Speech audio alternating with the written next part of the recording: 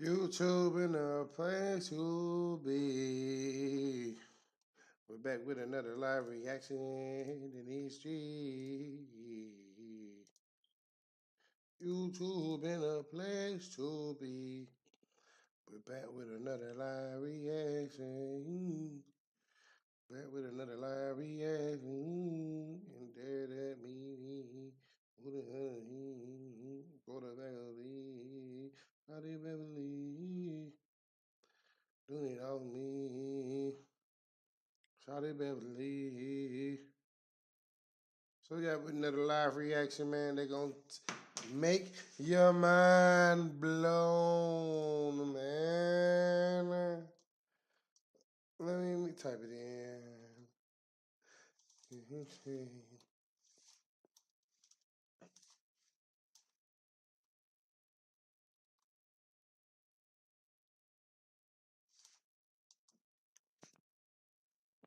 Alrighty.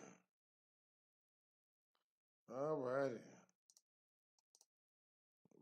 This is going to be a good one. It's going to be a good one. Nah, for real, gonna be a good one though. Let me go back over here. Let me get it going real quick for you. Boom! And there we go. All right, man. This is the one we watching. Imagine being able to build an app with your name on it just by thinking about it. Meet Base 44, a complete AI creation platform. Crazy, by the way. Insane. This video is insane. It's insane. It's insane. It's insane to the midbrain. All right, let's go. Literally encoded in this King's List, one of the most famous pieces of cuneiform on our planet that we have ever decoded. And the first three kings, the Holy Trinity, it's like they were cheat codes provided to you in advance to escape. What we're going to address today is the matrix of all creation that physicists talk about. Is there a matrix running behind everything that we would call reality?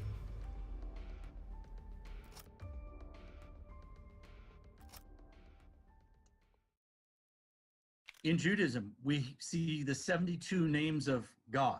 In ancient Egyptian, Osiris was dismembered into 72 pieces by God's lords of the underworld until he was reassembled. In Hinduism, there's a famous battle between 72 jinns in the Quran. There's 72 mentioned all the time. Most famously that I had ever heard was there's 72 virgins waiting for martyrs who died for the cause. In Buddhism, the largest Buddhist temple in the world has 72 of these bell-like structures outside of it called stupas. We're following a breadcrumb path of coincidence. And what could these coincidences be guiding us to? Why are there 360 degrees in a circle? Somebody had to have picked that at some point in our history. And I have hosted out at the Integratron these talks and lectures, and I've had mathematicians and architects and people that use geometry in their algorithms and their research all the time. And of course, everyone is familiar with a circle having 360 degrees. But to date, no one has known why there's 360 degrees. A circle is 360 degrees because of a math system called sexagesimal math. We are more comfortable with the idea of decimal math because that's base 10 math. Most of the world is now following base 10 math on the metric system. Base 10 math makes sense to us because we have 10 fingers and 10 toes, and it's very easy to do math. We're thinking in terms of sixes or 60s. It doesn't seem so organic to us, but hopefully I'm going to show you that it actually is. But that's why a circle has 360 degrees, it is a function of 6 triangles with a 360 degree laid over it, and each one of those triangles at its core touching the middle is 60 degrees. So 60 becomes, and that's what sexagesimal means, is base 60 math. Why do we measure time by 60? So even though we have to go back in time to find out where a 360-degree circle came from, we are using a lot of sexagesimal math today in our everyday lives. So we measure time by 60 seconds to a minute, 60 minutes to an hour. If you go around the world and travel, you're very likely to find different measuring systems, meters and miles and kilometers. But if you're a boat captain or a plane pilot, the world is divided into nautical miles, and 1 degree nautical mile is 1/60th. 1 degree of latitude equals 60 nautical miles, or break it down into 6 nautical mile increments.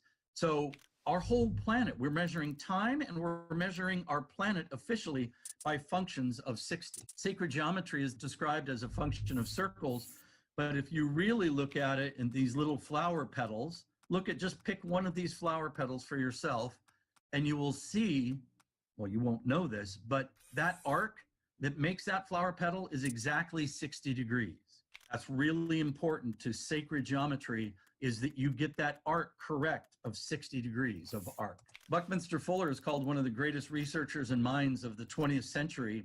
And he said 60-degree math, and he even coined his own term, he called synergetics, reveals nature's behaviors, both physically and metaphysically. And he went on to say, because society does not understand the significance of 60-degree geometry, we may conclude that society does not understand nature. I hope to guide you down a path where you are going to understand and recognize how significant 60 degree is. And this is something I like to do, right? This is something that that I'm really big on. This is something that I'm really big on, right? So, right, we're talking about 60-degree mathematics. So I'm gonna go to Grunt, of course. Let me see.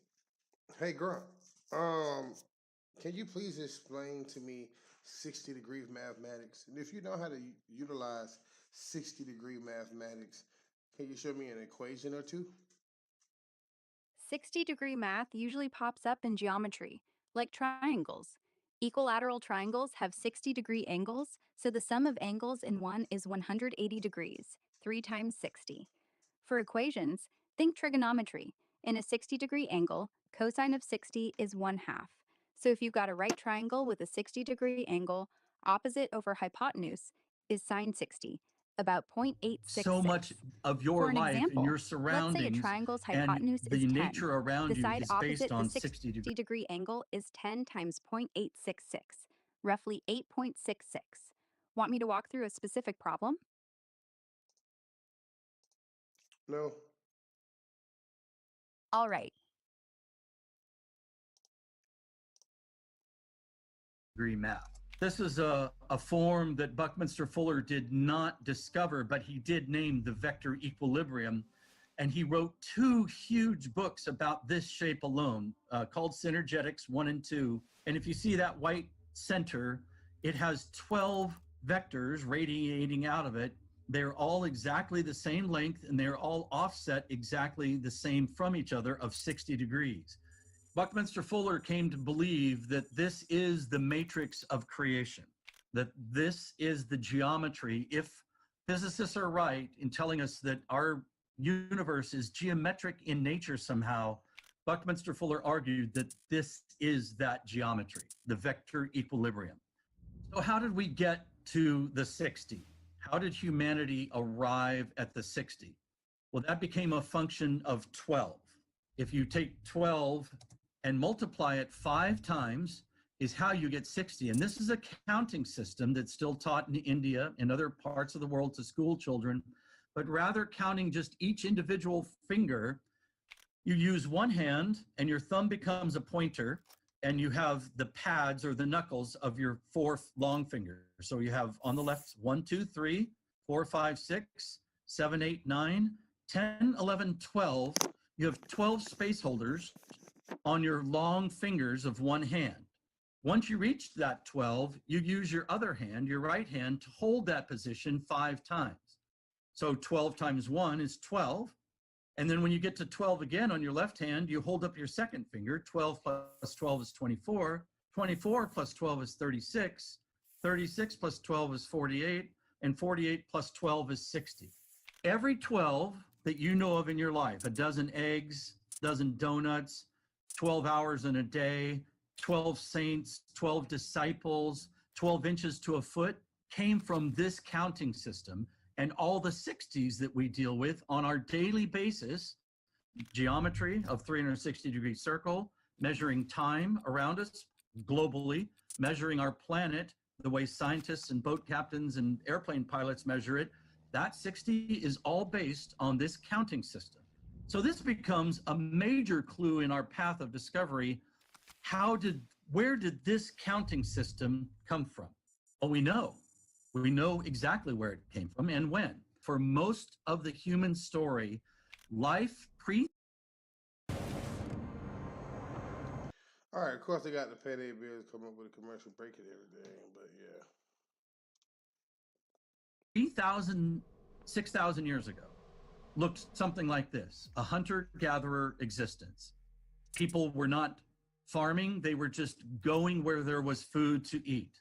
They had to go where there was fresh water to drink. They wore animal skins. They had very crude tools. Their shelter was very temporary and something they could transport. This is most life on the planet pre-6,000 years ago. But in one place, in one time on our planet, this showed up, a modern city. This is in Mesopotamia, in Sumeria, and you're looking at multi-story buildings. You're looking at the world's first pyramidal structure called the ziggurat, the world's first sailboat, the world's first written language, the world's first wheeled and axled vehicle, loom to weave fabric, pottery wheel, plow, arch, things we use today. And this isn't, we're not talking about tweaking of technology. We're talking about the invention of technology, including the 1260 math system that we use today. Many books have been written about this moment in time in ancient Sumeria, saying civilization begins here. The modern human experience with written language, algebra, calculus, physics begins right here in this moment. And we can read their language. It's called cuneiform. There are libraries now that have cuneiform tablets. UCLA has roughly the equivalent of 12,000 of these small, like iPad tablets with this language that we broke the code of and can read, and we can read what they had to say. Where did you come up with all of this technology, language, and the math? They said, we did not. We were gifted this information by tall beings who came from the sky. Archaeologists want us to believe that these are just farmers celebrating the birth of agriculture, and they're carrying these little handbags. If you look at the far right guy or the far left guy, they're carrying these little pouches, and we have seen these tall bearded beings holding these pouches at all these crazy sites around the world that confound us as how they were built, and yet we see these types of beings with these little bags. And our planet does some very specific things that would be observable from a distance. It has a spin rate, it's very specific. It has an orbit rate, 365 days a year. A day is one spin. 365 of those spins creates an orbit. But our planet does one other thing: it wobbles. These are non-arbitrary things. These are mechanical things that our planet does. Spins at a certain rate, orbits at a certain rate, and wobbles at a certain rate. Well, that wobble is the biggest gear. Imagine all those things as gears. Our spin rate of a day is a very small gear. Our orbit circling around the sun is a larger gear. But the largest gear on our planet that it does is this wobble. It takes 25,920 years to complete one full wobble. And imagine like a top that is beginning to slow down, and instead of being perfectly straight up and down, it starts to wobble a bit. Now, this wobble is what created a thing called the precession of the equinox, and it's how we get our astrological ages. But that 25920 becomes a very significant number. So let's take that number, 25,920. That is a real non-arbitrary number. But now let's start using the sky visitor Sumerian math that was taught to us to count on our fingers. 25,920 divided by Sumerian math incredibly equals Sumerian geometry if the circle is 360 degrees. This slide right here is the one that has physicists and mathematicians and professors totally scratching their head, because now you're talking about something that, while you might still want to argue it as arbitrary, it starts leaning into non-arbitrary because of how well it cross-checks itself. So the non-arbitrary wobble divided by Sumerian math equals Sumerian geometry. The first one, 2160, that's the sum total of a cube. 25920 divided by the second placeholder in your finger is 1080, an octagon. 25920 divided by 36 is 720. That's the sum total of a hexagon. 25920 divided by 48 is 540, the sum total of a pentagon. And then 25920 divided by 60 is 432, the mysterious number that Joseph Campbell found all over the world in these mythologies and temples and religious teachings. There's other crazy things here. Where did the second come from? How did we get the formula for a second? Well, we take 12 hours of day times 60 seconds times 60 minutes. Look at the number that it produces, 432, with 2 zeros behind it. 12 hours of night and times 60 seconds times 60 minutes, again, 43,200 seconds of night. Total seconds in a day, that was gifted to us, that formula, by these Sumerians, 86,400. Well, if we use Sumerian miles, remember, not metrics, but miles, royal units, our sun's diameter in miles is a function of 864 with a bunch of zeros behind it, 864,000 miles across. Incredibly, our moon is exactly half of 432, 216 with 1 0 behind it. The moon's diameter in miles, Sumerian measuring system, is 2,160. This is where it gets really crazy. 432 times itself squared is 186,282 Sumerian miles per Sumerian seconds. The actual speed of light in miles per second is 186,624. That is a miscalculation rate almost unnoticeable, 0.001. If you square 431, you're nowhere in the neighborhood. If you square 433, you're nowhere in the neighborhood. You square 432 and you are virtually exactly the speed of light according to the measuring systems that were gifted to humanity by these so-called sky visitors 6,000 years ago. So the question we start asking ourselves is like, wow, here's a bunch of correlated information, coincidence off the chart. Is there a message that's trying to be conveyed? There absolutely is. We live in a harmonic universe. If geometry is the backbone of this energetic structure of our universe, and as we have found that geometry reveals harmonics, then if we live in a geometric universe, we also live in a harmonic universe. And here's 3 harmonic triads that are perfect. They all go la, la, la. Most beautiful forms of music. In fact, you could almost think we have been programmed to recognize these tones played together as a clue that we're receiving information that is correct or makes us feel good. Let's look at nature. Let's look at the geometry of nature.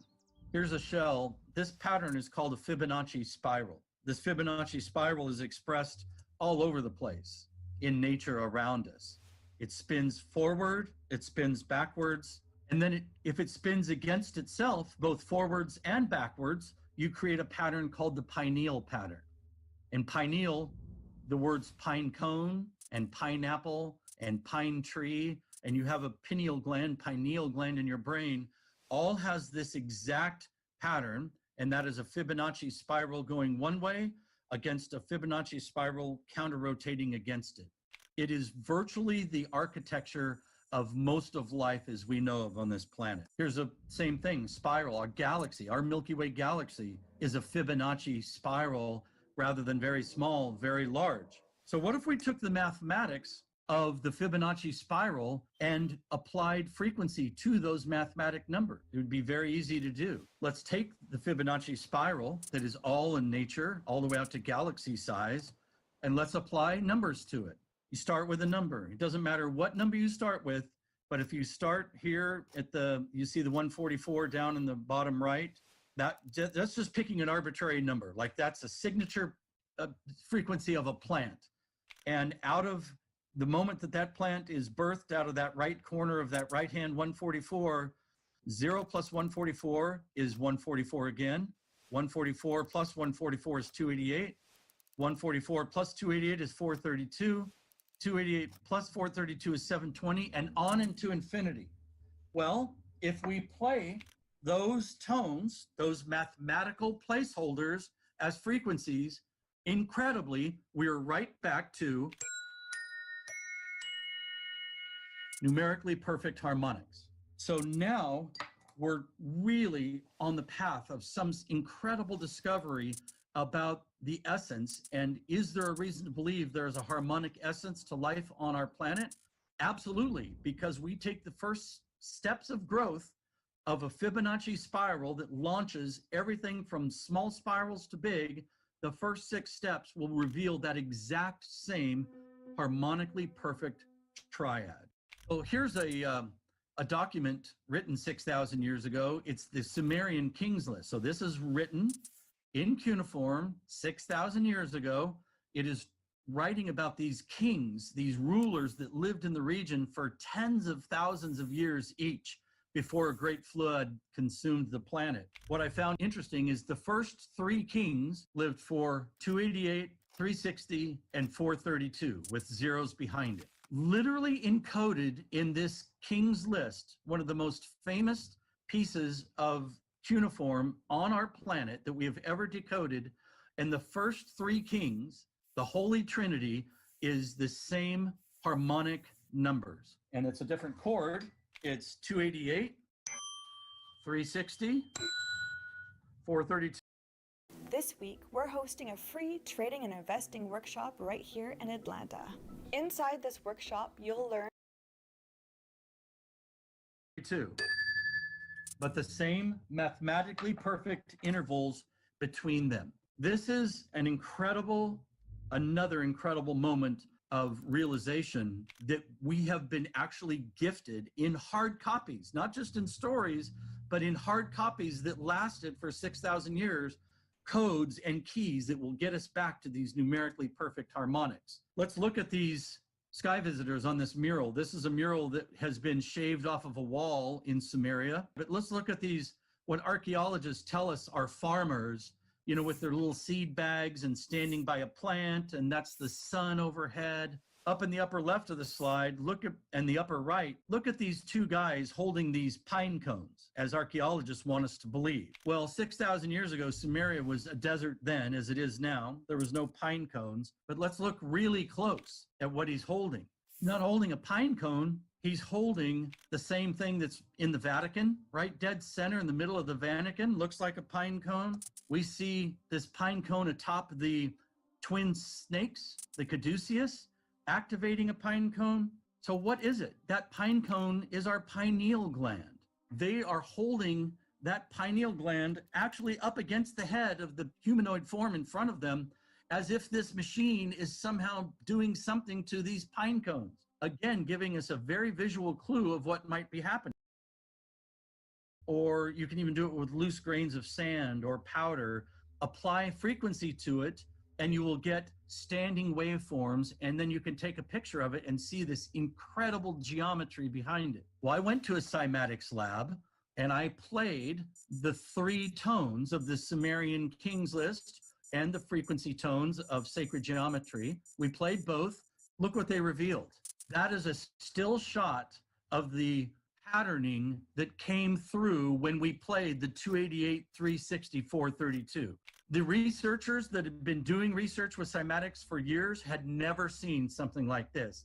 It is like 3D. It looks like a lotus flower. You can see petals hiding behind other petals deeper you go. They're like, this is incredible. And no one has seen something like this in cymatics research before. So here's another coincidental reason to believe that all of this imagery showing pineal patterning or the lotus flower with these frequency sets that were gifted to us is actually doing something like activating our pineal gland and allowing us to see this lotus of awareness. My theory became that we might be living in a giant Earth-sized escape room. And if you're not familiar with what an escape room is, it's a form of entertainment. You go to a real location you get locked into it with either yourself or a team, and clues are inside the escape room, but you don't even know what the clues are. You have to start researching things. So you'll see a clock, you see it says 4438. You might look for those numbers exposed somewhere else, but it's encoded with things that if you figure out all the clues and employ them correctly, solve the puzzles, you get to escape. It's like they were cheat codes provided to you in advance by the builders of the escape room to allow you to up level to the next level. And what I think we could be living in what many astrophysicists believe in, we're living in a holographic existence, and that we might have been getting numerical keys and codes and clues that will allow us to break through to the next level. If you're a small business owner like me, or you're thinking about becoming one, GoDaddy Aero makes it incredibly easy to get started online in just minutes.